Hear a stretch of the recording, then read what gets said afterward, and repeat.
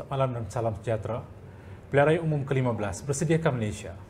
Sejak kebelakangan ini kita melihat berita ataupun khabar tentang Pilihan Raya Umum ke-15 berlegar di setiap ruang. Adakah ini kerana pembentukan kerajaan baru Perikatan Nasional sejak 1 Mac 2020 ataupun mood rakyat sendiri mahu meraihkan proses pendemokrasian yang kita telah raikan selama hampir 14 pilihan raya yang telah kita lalui. Pilihan Raya ke-15 dijangka diadakan pada bila-bila masa mengikut tafsiran pelbagai pihak. Tapi adakah Malaysia sudah bersedia? Adakah ini merupakan salah satu tafsiran yang diberikan ke atas permainan persepsi yang pernah kita lihat di dalam pilihan raya sebelum ini?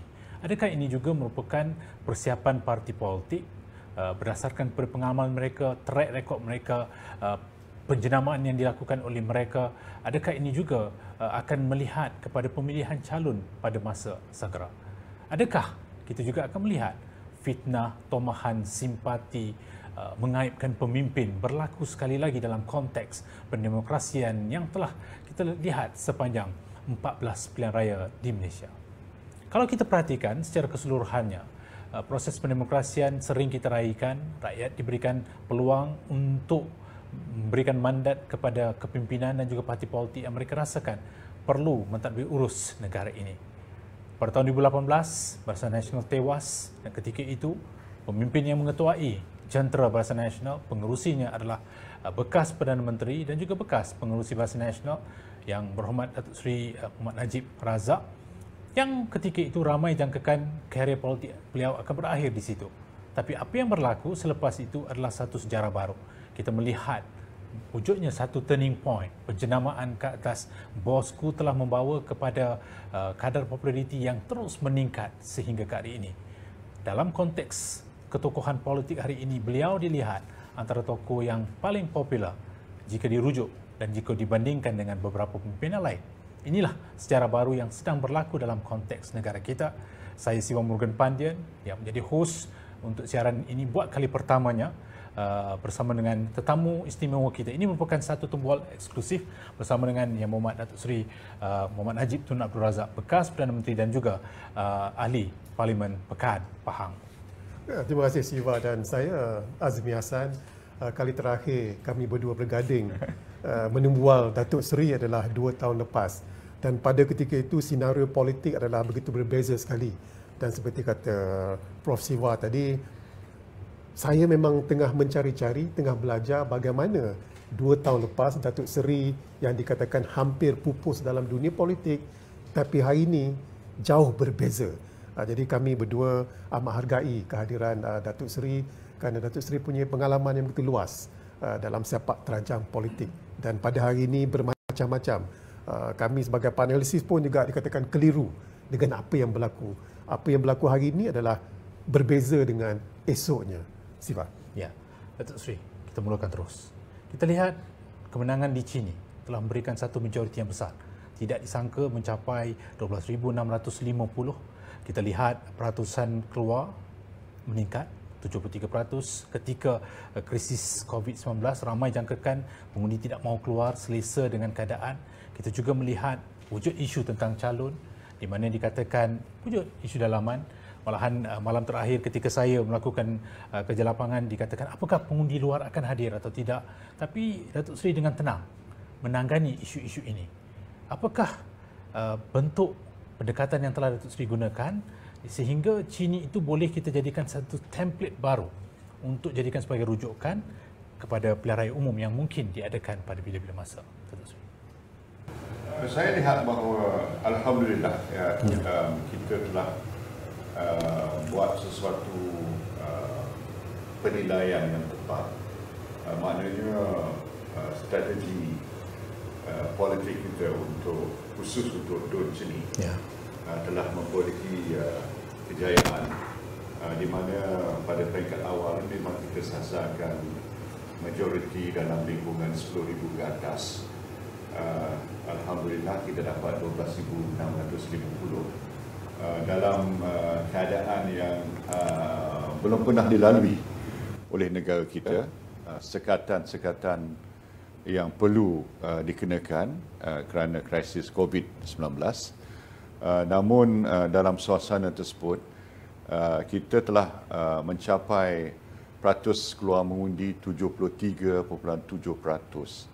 iaitu satu tahap yang tinggi, walaupun tidak ada COVID dalam PRK yang lain, ada yang lebih rendah daripada itu. Ada dalam lingkungan 60% saja.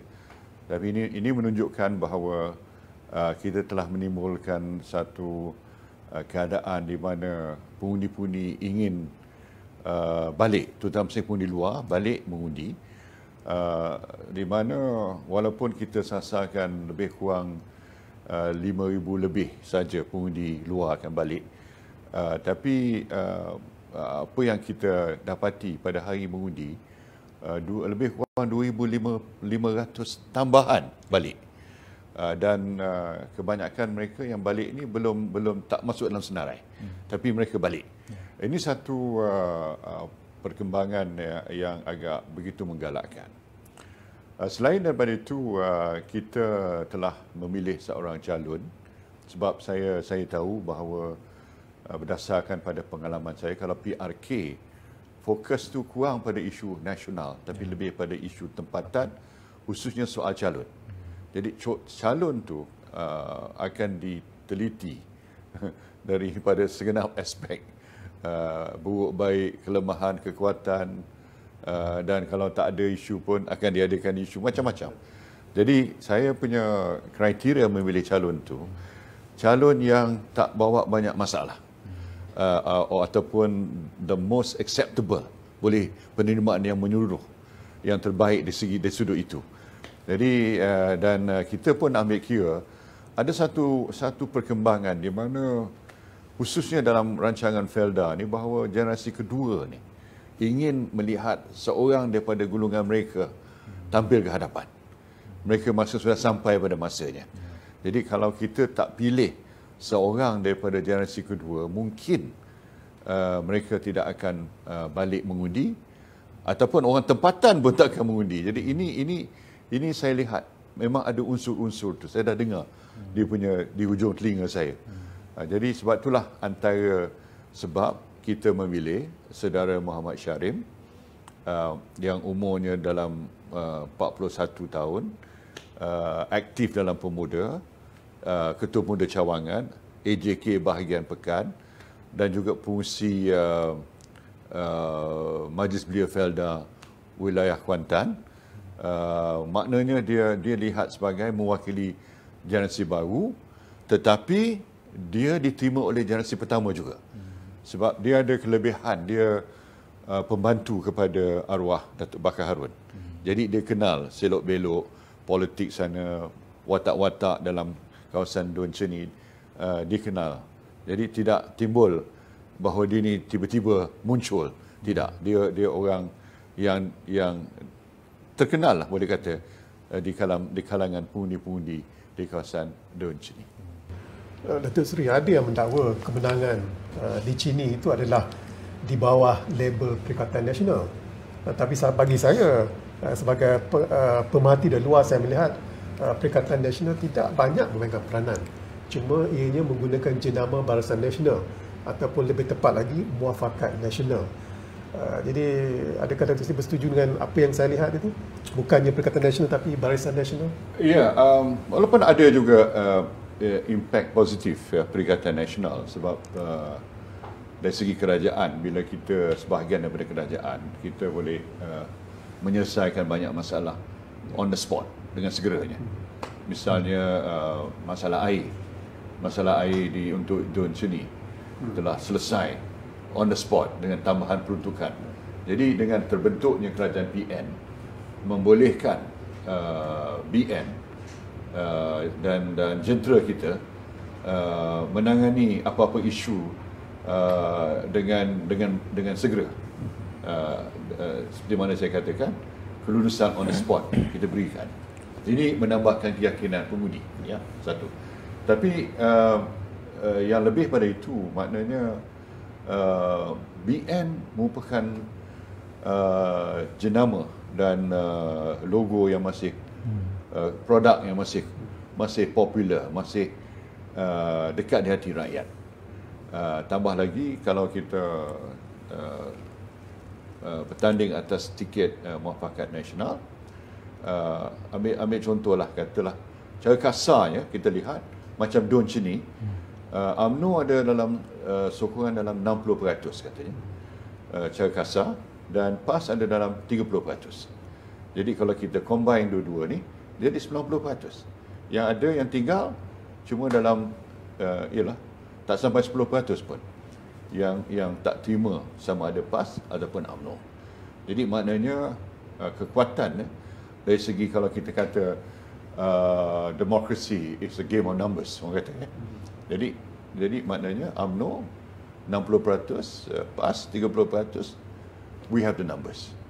Jadi itu asasnya. Tapi saya tak boleh nafikan dengan bahawa terbentuknya kerajaan Perikatan Nasional ini memberi impak juga dari segi membolehkan kita menyelesaikan beberapa isu tempatan.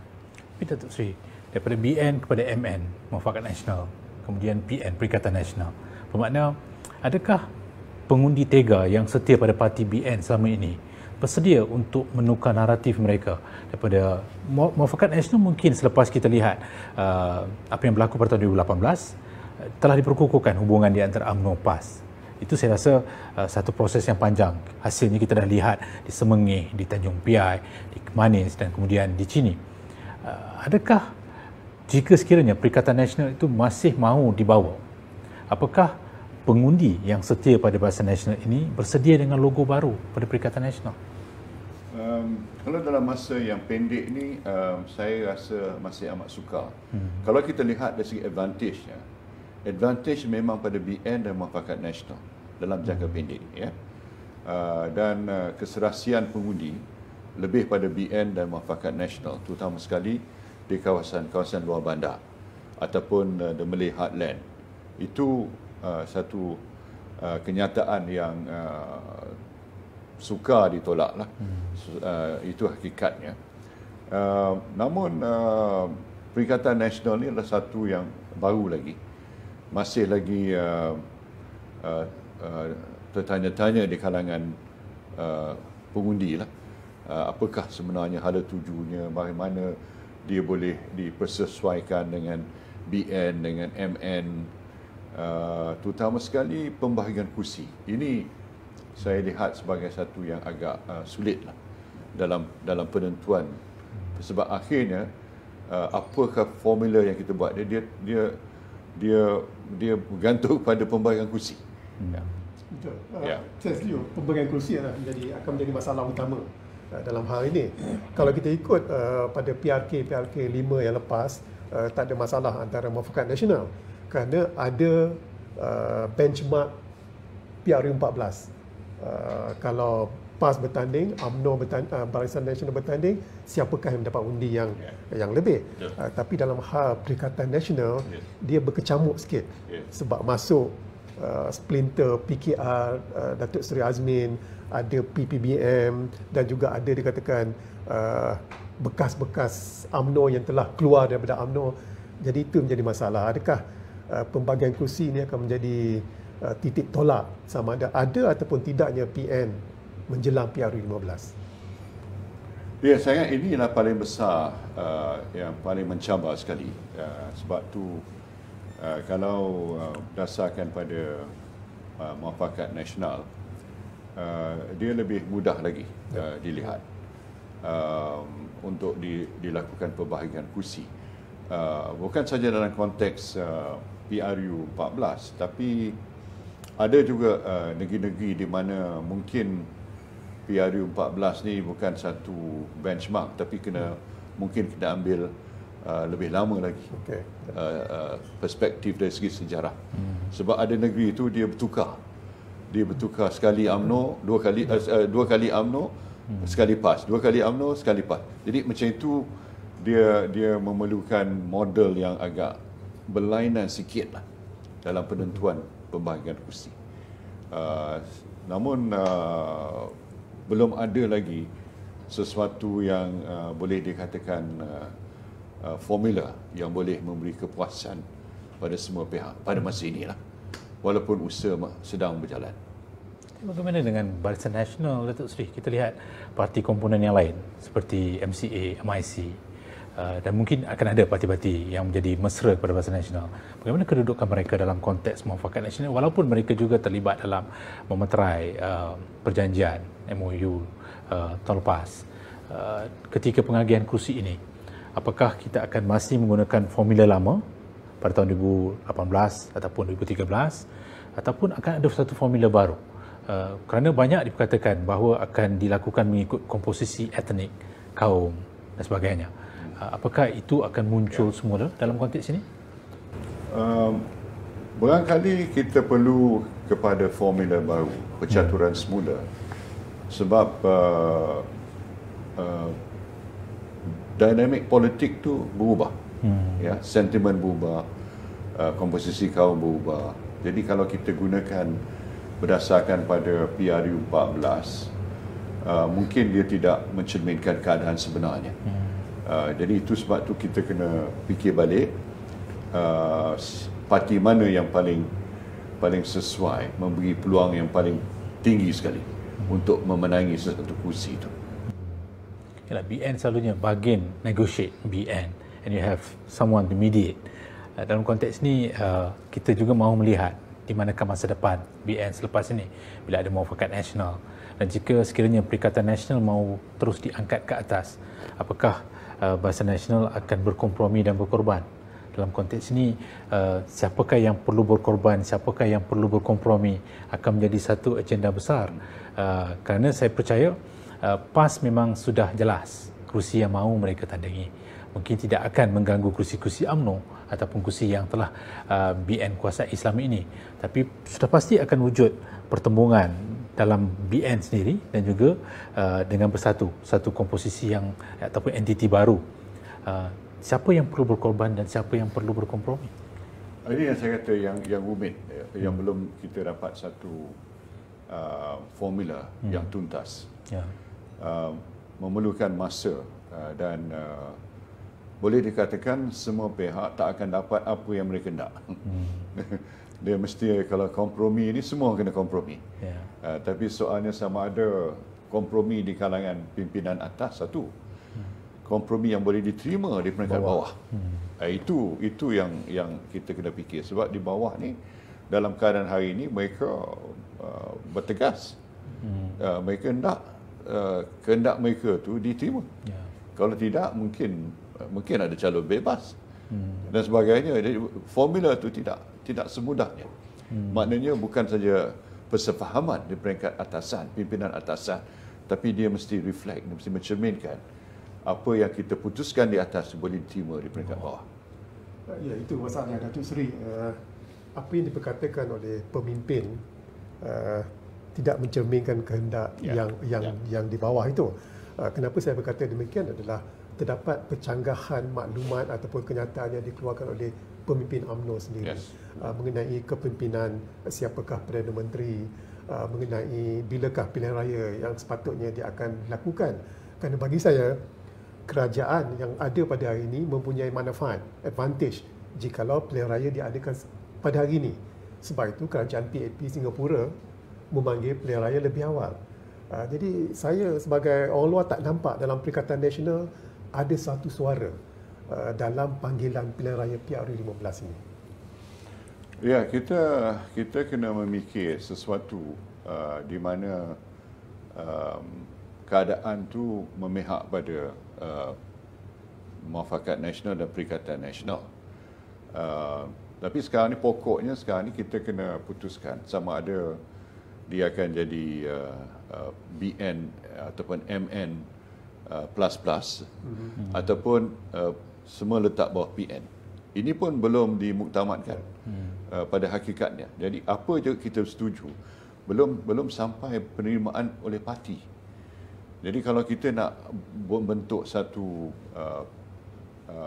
coalition yang baru, ianya mesti diterima oleh parti masing-masing. Macam UMNO, dia kena bentangkan pada UMNO. UMNO akan bersidang bulan November ni. Sudah tentu ini akan jadi satu topik utama lah. Hala 7 kita menjelang pilihan raya yang akan datang. Itu kalau kita assume lah pilihan raya selepas November kan. Datuk Seri, kalau kita perhatikan kebelakangan ni, populariti Datuk Seri meningkat, jauh meningkat. Dan pengalaman Datuk Seri luar biasa. Telah melalui 9 pilihan raya umum yang akan datang ke 10. Dan sebagaimana yang Prof Hazmi katakan tadi, bagaimana pada tahun 2018, 2020, dua sejarah yang berbeza. Daripada jangkaan bahawa berakhirnya penghayatan ke atas Tahliah Hayat sebagai seorang ahli politik, tetapi tiba-tiba muncul semula. Dan kita lihat media yang digunakan adalah media sosial. Seolah-olah media sosial itu sudah menjadi media arus perdana. Dan dalam media sosial ini juga kita lihat ramai ternanti-nanti apakah yang akan dihibahkan, dikeluarkan oleh Datuk Seri. Dan kita lihat followersnya ramai, komennya banyak. Dan adakah Datuk Seri rasakan bahawa apa yang berlaku dalam media sosial, khususnya dalam konteks Facebook Datuk Seri, akan diterjemahkan dalam bentuk pengundian dalam pilihan raya akan datang? Pada umumnya, boleh dikatakan bahawa sentimen netizen ni boleh dianggap sebagai mencerminkan keadaan sama ada seorang tu popular ataupun sebaliknya. Sebab bukan saja dari segi followers kita, tapi kita kena menghayati komen-komen. Komen-komen tu mencerminkan isi hati sebenarnya rakyat. Macam saya tak pakai cyber troopers. Saya tak ada cyber troopers. Langsung. Zero. Dan saya telah menyatakan bahawa posting-posting saya ni mesti berdasarkan pada fakta, dan saya nak posting saya becomes the gold standard.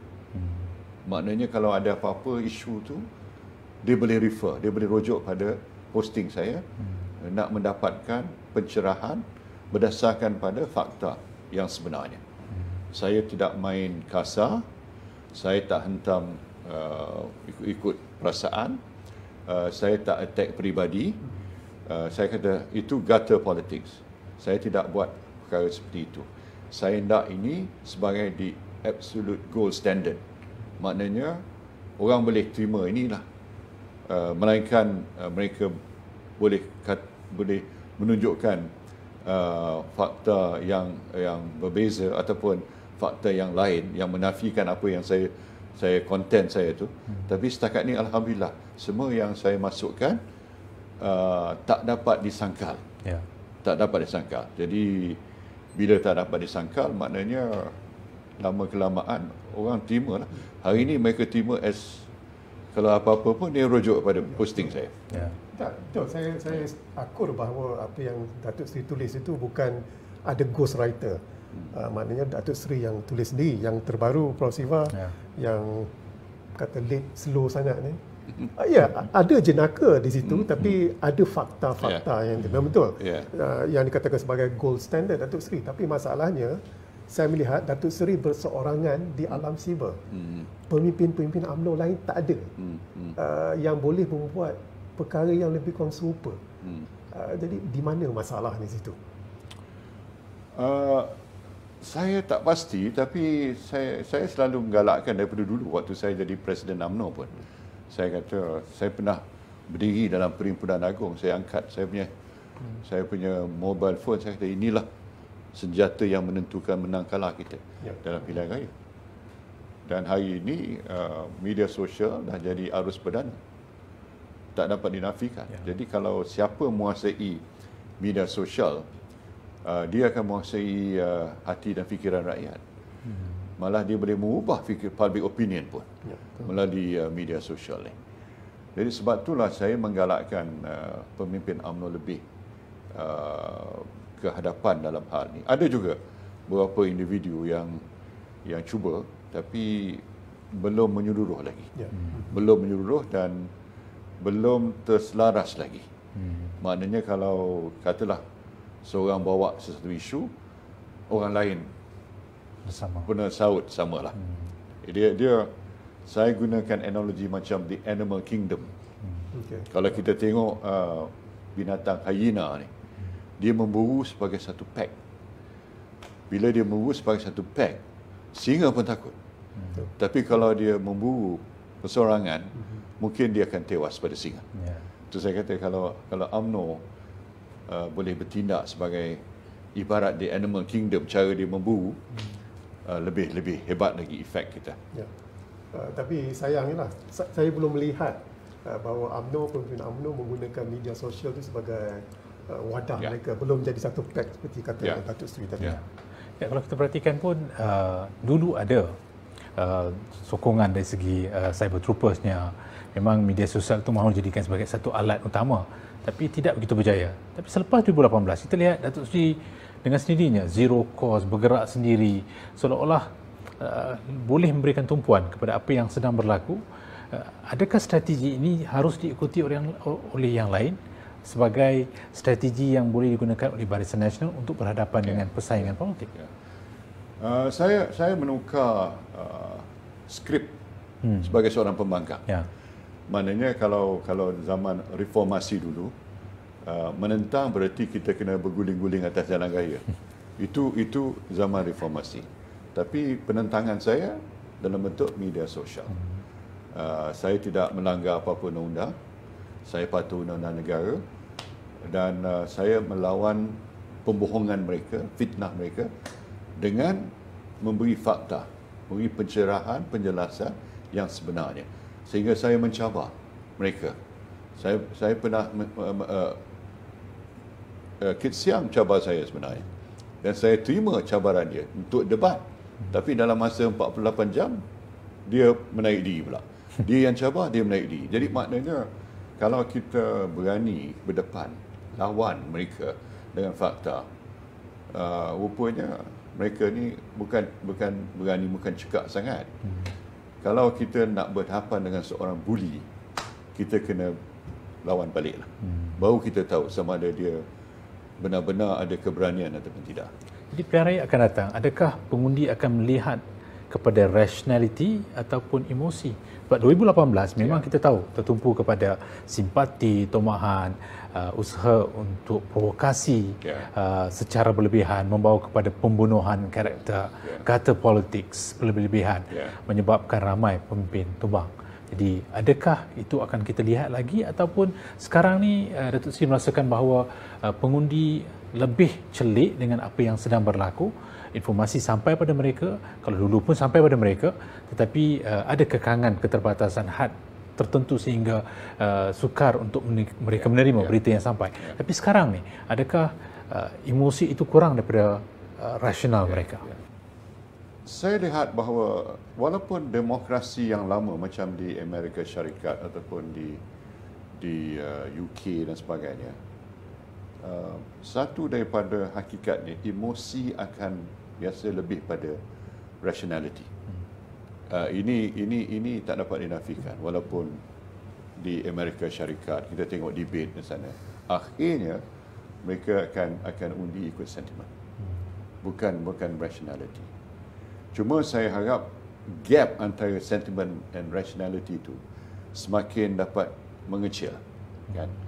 Dapat lebih dirapatkan dengan level kematangan political maturity, dengan level of intellectualism dalam masyarakat kita, dengan peningkatan apa yang dikatakan the thinking society, you know?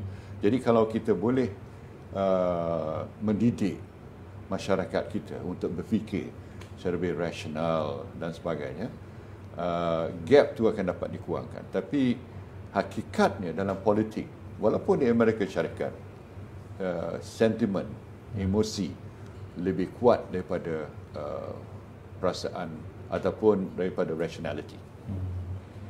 Datuk Seri, 2 hari lepas ataupun baru tak sampai 24 jam, 48 jam, salah seorang menteri dalam Perikatan Nasional dikatakan merendah-rendahkan UMNO itu sebagai sebuah parti. Bagi pemerhati daripada luar, tak faham kenapa perkara ini boleh berlaku sedangkan mereka berada dalam satu komposisi organisasi yang sama. Jadi adakah perkara ini dilakukan secara tidak sengaja ataupun ada objektif tertentu kenapa kenyataan sedemikian yang sensitif dikeluarkan? Saya pun fikir tak perlu dilakukan. Sebab tu saya pernah buat posting saya. Sebab dia membakar perasaan. Dan memang ahli UMNO cukup marah bukan sahaja di Sabah tapi seluruh negara marah. Jadi ini tidak sihat sebenarnya kalau kita dalam peringkat kritikal ni kan, kita nak bentuk satu coalition baru kan. Ya. Jadi kita kena ada perasaan saling kepercayaan. Dalam politik ni yang macam saya ingat satu author yang agak famous namanya Francis Fukuyama di Amerika Syarikat. Dia gunakan trust, konsep trust. Jadi kalau dalam politik ni, kalau kita nak akhirnya buat satu formula ke apa ke, the level of trust tu mesti tinggi. Kalau dah tak ada level of trust ni, sukar bagi kita nak capai sesuatu persefahaman nanti. Adakah trust itu wujud sedemikian rupa kerana Perikatan Nasional masih longgar, ataupun hubungan di antara Bersatu dan UMNO ini masih di tahap belum mampu untuk meningkatkan tahap kepercayaan walaupun dari DNA yang sama? Dari DNA sama jadi masalah. sebab bila dia keluar pada UMNO, jadi orang UMNO pandang dia satu macam kan. Jadi dia pun pandang UMNO satu macam. Jadi ini jadi masalah untuk kita perbetulkan lah. Jadi yang saya katakan, kalau tak ada kenyataan seperti ini, boleh membantu kita untuk mencapai keputusan yang kita harapkan. Jadi bila sebenarnya Malaysia bersedia untuk pilihan raya? Kalau kita perhatikan, ialah ramai bercakap tentang pilihan raya. Kita dah lalui hampir 10 pilihan raya kecil dan sebagainya. Ada yang katakan bahawa dalam krisis COVID-19 tak boleh adakan pilihan raya, tapi Singapura buat, Korea buat, Jepun buat. Jadi adakah perlu kita menunggu sehingga tamatnya tempoh pemulihan di dalam krisis COVID-19, ataupun the feel good factor itu dah ada sehingga boleh diadakan pada bila-bila masa, ataupun Datuk Seri sendiri pun ada menyatakan bahawa buat pilihan raya untuk mendapatkan mandat? Adakah rakyat sudah bersedia? Ya. Pada saya, kesan daripada ketidakstabilan ini lebih merugikan kita. Ini yang ada setengah orang kata, pilihan raya kita belanja 600-700 juta, tapi mereka tak lihat apakah kos pada negara kalau ketidakstabilan ini berterusan. Sama ada orang akan melabur umpamanya, sama ada pasaran saham kita akan recover, akan pulih, sama ada confidence level kan. Kalau kita cakap tentang pemulihan ekonomi, it's all about the confidence level. Jadi kalau tak ada confidence level, dan ini pempunca daripada kestabilan politik. Kalau tak ada kestabilan politik, tidak menentu hala tuju, tak tentu masa depan. Orang dalam bisnes, orang yang buat decision dalam bisnes, termasuk pelabur, mereka nak certainty, ketentuan tentang dasar, tentang masa depan. Jadi kalau ada satu kerajaan yang dia lihat stabil, saya percaya pemulihan ekonomi lebih pantas lagi. Ya, cakap tentang kerajaan yang stabil, selama 3 bulan semasa era COVID-19 ini, setiap hari sidang akhbar dilakukan oleh sama ada Perdana Menteri sekali-sekala, Menteri Kanan Datuk Seri Ismail Sabri, dan juga Ketua Pengarah Kesihatan Datuk Dr. Nur Hisham. Tapi prestasi Datuk Seri Ismail Sabri dikatakan semua puas hati, thumbs up. Dan selalunya prestasi Menteri Jemaah itu dikaitkan dengan parti. Mereka tidak melihat Datuk Seri Ismail Sabri itu daripada Perikatan Nasional mewakili. Mereka melihat Datuk Seri Ismail Sabri mewakili UMNO. Jadi apa yang saya lihat adalah prestasi setiap menteri itu rakyat kaitkan dengan parti yang diwakili, bukan kerajaan. Apakah benar apa yang saya lihat di sini? Kita masih berdasarkan pada persepsi rakyat terhadap parti yang kita mewakili. Maka saya setujulah dengan Profnya pandangan tu, bahawa penampilan seseorang menteri itu, sama ada dia prestasinya baik ataupun sebaliknya, dia dikaitkan dengan parti sebenarnya. Bukan sangat dengan coalition, tapi dengan parti. Ya, Datuk Seri, yalah, kebelakangan kita lihat Datuk Seri berhadapan dengan kes-kes perbicaraan di mahkamah. Apakah itu akan menjejaskan tumpuan Datuk Seri dalam politik? Apakah itu juga akan mempengaruhi keputusan untuk bertanding semula dalam pilihan raya akan datang? Tidak, saya boleh menguruskan diri saya lah. Maknanya penglibatan saya dalam politik jalan macam biasa. Peranan saya sebagai ahli parlimen. Cuma ada ketika ada pertembungan dari segi masa lah. Itu saya terpaksa rujuk kepada pihak mahkamah. Macam di Ceni baru ni, saya cuma minta sehari saja pelepasan. Lim Guang Eng dapat 1 bulan. 1 hari pun dia nak pertikaikan.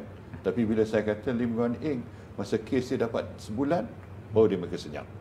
Takkan 1 hari tak boleh dibenarkan. Sebab saya terlibat dalam proses amalan demokrasi. Bukan saya bercuti ke apa. Bukan saya tak hormat mahkamah. Saya menghormati proses perlembagaan kita. Mahkamah juga sebahagian dari perlembagaan. Pilihan raya kecil pun sebahagian daripada perlembagaan. Jadi itu mesti diiktiraf juga. Maknanya bukan maknanya masa saya di mahkamah, tapi masa saya untuk menjalani tanggungjawab saya sebagai rakyat, sebagai pemimpin yang ditentukan oleh perlembagaan Malaysia. Ya, dalam kes mahkamah Datuk Seri ingin saya buat analogi di Israel.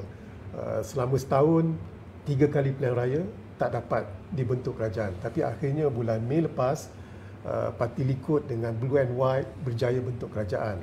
Kerana selama ni Netanyahu yang juga menghadapi kes mahkamah bertegas mengatakan bahawa kalau nak bentuk kerajaan coalition, kes mahkamah beliau hendak dihapuskan. Itu sebab tu ada masalah.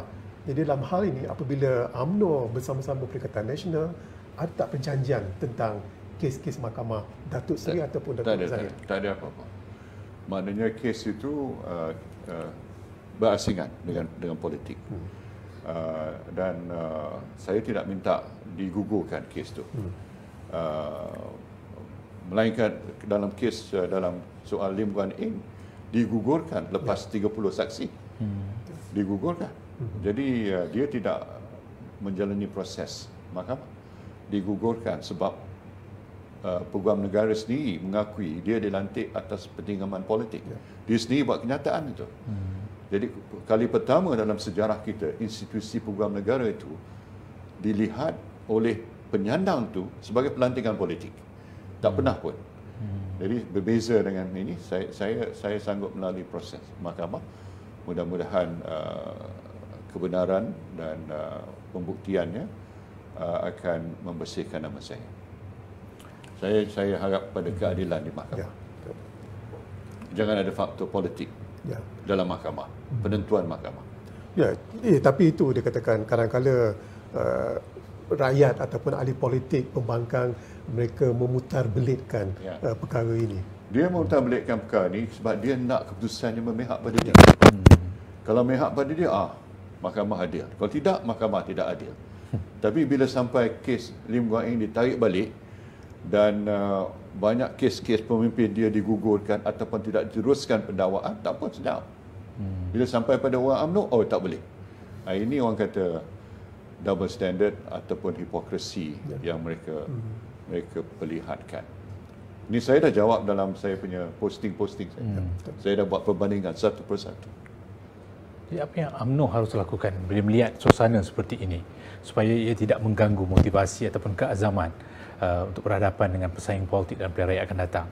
Bagaimanakah strategi yang terbaik supaya dapat mengubah persepsi yang berlaku di peringkat akar umbi, di peringkat pengundi, supaya mereka boleh bezakan di antara apa yang sedang berlaku dengan konteks politik? Bagaimana untuk sekali lagi ketepikan emosi dan juga cuba melihat sesuatu itu dalam ruang keadilan? Yalah, kita kena tengok pada fakta tu ya. Dalam mahkamah tu kita tengok pada evidence ya. Dan proses di mahkamah tu mesti dikaitkan dengan undang-undang. Jadi kita mesti faham ya undang-undang dan evidence-nya. Bukan soal persepsi ya. Bukan soal tomahan dan sebagainya. Sebab kalau kita berdasarkan pada tomahan, so ini bererti bahawa kita ni telah diadili oleh the court of public opinion. Dan court of public opinion ni boleh dimanipulasi oleh pemimpin, oleh orang politik kan. Dan salah satu daripada kegemaran ni lakukan ialah branding. Jadi mereka dah brand ya pencuri, dia dah brand awal-awal. Padahal evidence dia dalam mahkamah belum conclude lagi kan. Tapi dia dah buat branding. Jadi inilah yang bahayanya, sebab kalau buat branding macam ini, maknanya you are being tried by the court of public opinion. Ini tak adil. Ini bukan keadilan dalam pada hakikatnya dalam sistem yang kita anuti. Ini bukan keadilan. Sri, kalau kita perhatikan kejatuhan Kerajaan Pakatan Harapan selama 22 bulan adalah mungkin banyak faktor mempengaruhinya, tapi dua yang jelas adalah terus bercakap tentang soal pengganti, successor, dan juga soal komunikasi yang berbeza-beza. Adakah itu sedang dihadapi oleh Perikatan Nasional? Tidak seberat PH. Sebab PH ni dia bermula dengan mindset. Mindset ni nak menyalahkan saya dan kerajaan BN. Itu yang sebenarnya yang menyebabkan dia gagal. Sebab bila dia dapat mandat, dia sepatutnya mentadbir negara dan menunjukkan pada rakyat bahawa dia lebih baik pada BN. Dia boleh melakukan perkara-perkara yang merupakan perubahan yang lebih baik. Dia menjanjikan Malaysia baru dan sebagainya, macam-macam kan.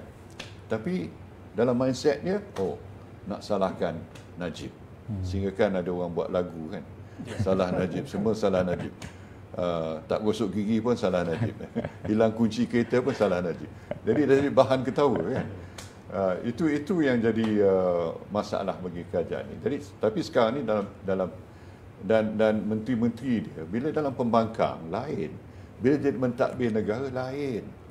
Bila mereka cakap merapu, merepek macam tu, lama kelamaan ialah keyakinan rakyat pada kerajaan PH pun mosot. Sebab tu asyik kalah pilihan raya kecil. Dan bila dah kalah pilihan raya kecil, dia punya ikatan politik mereka pun rapuh. Tuan Sri, saya lama cuba memikirkan kenapa fenomena Bosku ini begitu mendapat perhatian.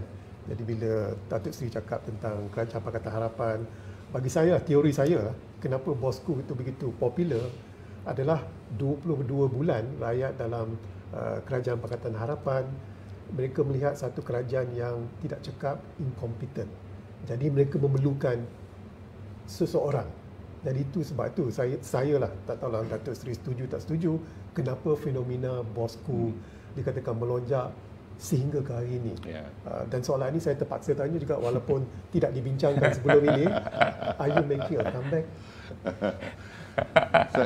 Saya lihat bahawa ialah selain daripada faktor yang Prof sebut tadi kan, saya juga fikirkan bahawa ada elemen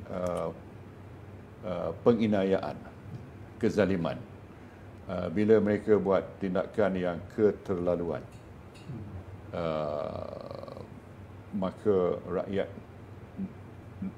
bersimpati pada saya kan. Mereka tengok tindak tanduk mereka itu betul-betul bukan soal kebenaran, tetapi betul-betul nak mengenakan, betul-betul nak mendera, betul-betul nak membuat sesuatu mengaibkan. Jadi bila dah sampai ke peringkat keterlaluan tu, rakyat marah. Rakyat kata ini tak patut dilakukan ya.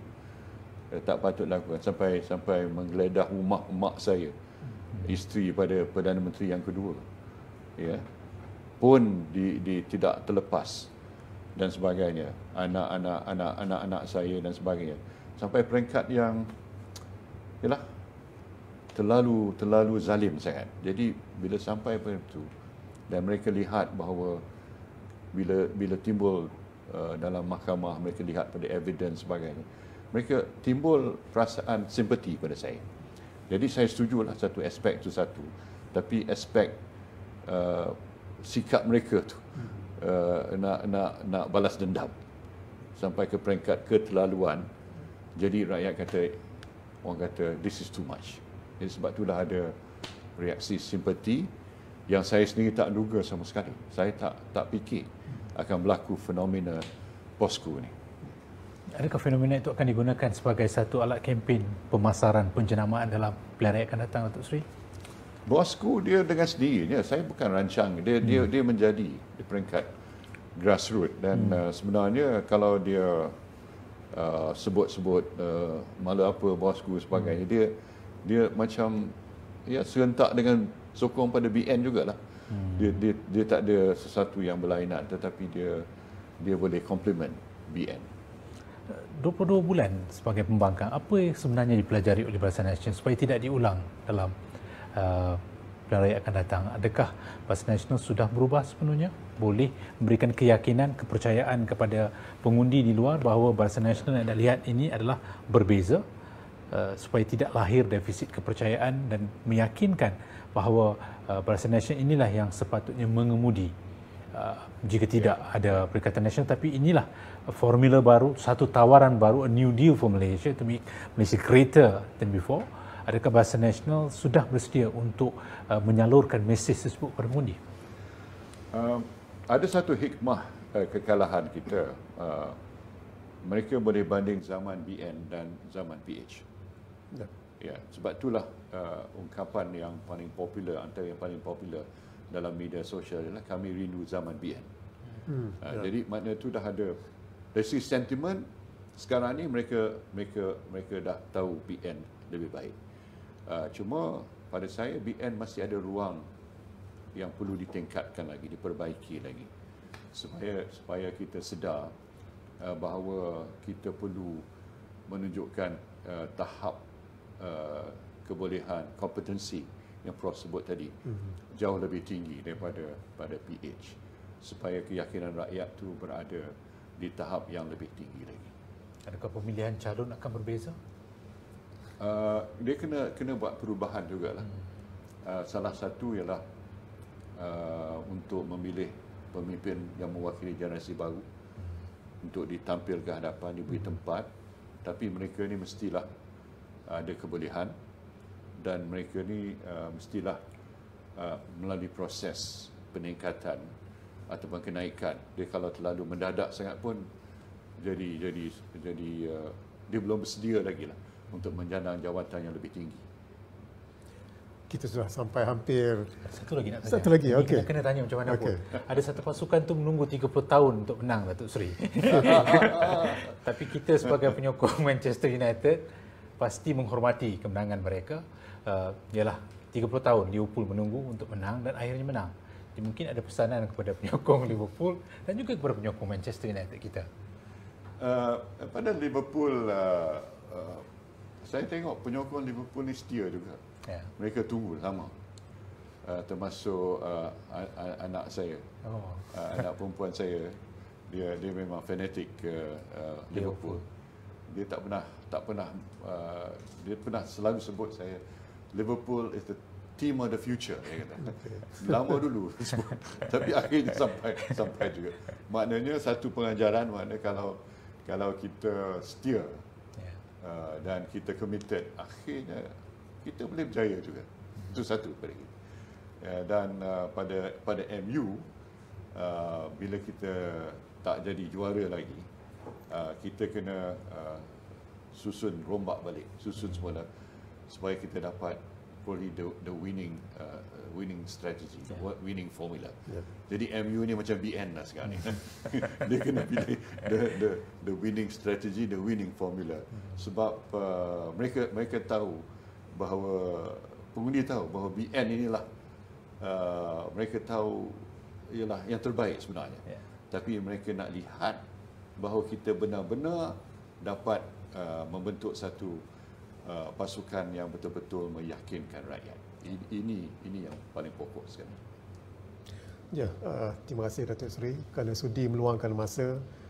Kami cuba mencongkil pengalaman isi hati apa yang terbuku, kerana apa yang kami perhatikan dalam banyak ranjau yang Datuk Seri lalui, tapi Datuk Seri tetap dikatakan bersahaja.